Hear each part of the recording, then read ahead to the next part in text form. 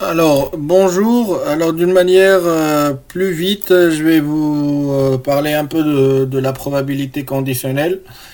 Alors, la probabilité conditionnelle, je vais prendre un petit exemple. Alors, soit disant que je suis dans mon lit et j'entends que mon chien aboie. Et bah, je me suis dit que peut-être il y a un voleur dehors. Et ben, c'est quoi la probabilité que le voleur existe, sachant que mon chien aboie? Alors là, je mets A comme le chien aboie, et je mets C comme il existe un voleur dehors. Bah là, je suis à 22 heures, à 22 heures du soir. Et là, je suis dans mon lit. Bah, pour calculer alors la probabilité qu'un voleur existe, sachant que mon chien aboie, là, pour la probabilité conditionnelle, ça me dit que est égal la probabilité de C et A sur la probabilité de A. Donc, c'est la probabilité que le chien aboie et un voleur existe sur la probabilité que le chien aboie. Donc, si par exemple, j'ai la probabilité d'existence d'un voleur égale à 0,6, et la probabilité que le chien aboie égale à 0,7. Donc tout simplement, je vais additionner les deux, donc 0,6 plus 0,7 sur 0,7. D'accord? Et là, c'est la probabilité de C sachant A.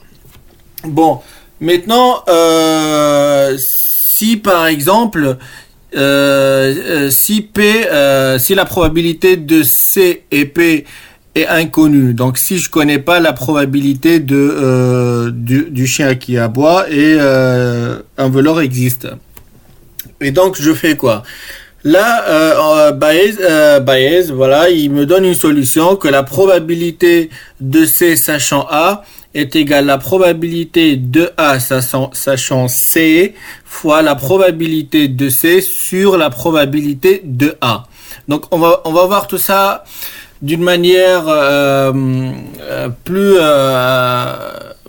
poussée quand on voit le Markov, les chaînes de Markov. Donc, mais là, si par exemple je fais un petit diagramme, là je mets un chien, d'accord, bah s'il aboie, donc la probabilité que mon chien aboie est 0,7, comme on vient de dire. La probabilité que mon choix n'aboie pas, donc c'est 0,3. Donc c'est clair. Maintenant, je descends dans mon arbre.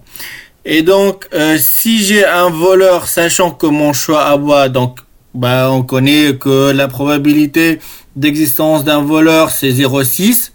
Et la négation de ça, c'est 0,4. Et la même chose dans les branches de 0,3, que mon chien n'aboie pas, donc 0,6, 0,4. Voilà. Et je vais faire la même chose. Voilà, je vais faire la même chose à notre arbre. Donc si j'ai un voleur, donc sa probabilité d'existence est 0,6, la non-existence c'est 0,4.